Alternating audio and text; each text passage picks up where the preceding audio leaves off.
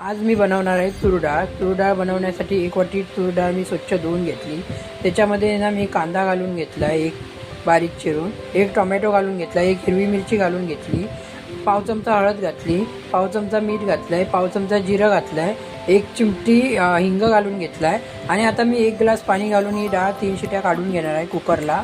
हे बघा मी डाळ 3 शिट्या काढून घेतलं आहे आणि हे बघा डाळ मस्तपैकी शिजली आहे, तुम्ही बघू शकता. हे बघा तर आता आपण डाळ फोडणीला देऊया. हे साधं सोपं वरण बनवते आहे मी. असं बनवा तुम्ही, बनवून बघा एकदा, खूप छान बनतं आहे. तर आता राईची फोडणी द्यायची आपल्याला. मी टोपात बघू शकता. हे बघा 1 पळी तेल घालून घेतलं. त्याचबरोबर इथे बघा मी 1 ग्लास पाणी घालून घेते डाळीमध्ये. जेवढी तुम्हाला डाळ पातळ पाहिजे असेल तेवढं तुम्ही पाण्याचा वापर करू शकता. आणि आता व्यवस्थित असं मिक्स करून घेऊया. तोपर्यंत तेलही गरम होईल आपलं. हे बघा डाळ व्यवस्थित आता मिक्स करून घेतली. त्यामध्ये आता राई घालून घेऊया पाव चमचा.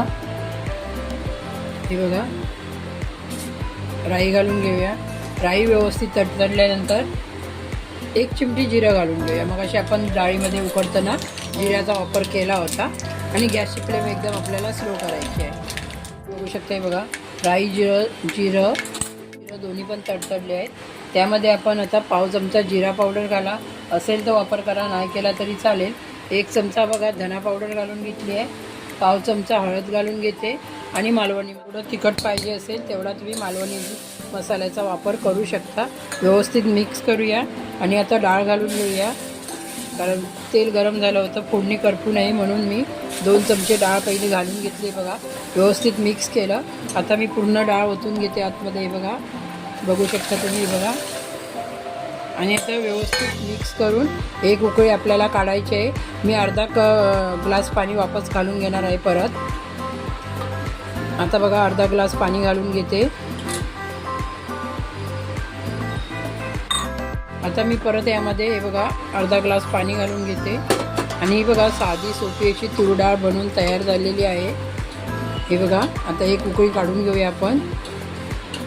हे बघा डाळ बनवून तयार झालेली आहे. व्यवस्थित उकळी आली डाळीला, तुम्ही बघू शकता. हे बघा आता आपण चवीनुसार मीठ घालून घेऊया.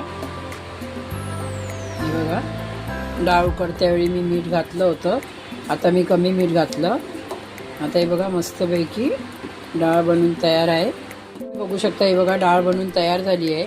ही डाळ आवडल्यास माझ्या चॅनलला सबस्क्राईब करा, लाईक करा, जास्तीत जास्त शेअर करा. धन्यवाद. अशी डाळ बनवा, खावा आणि माझ्या चॅनलला सबस्क्राईब करा.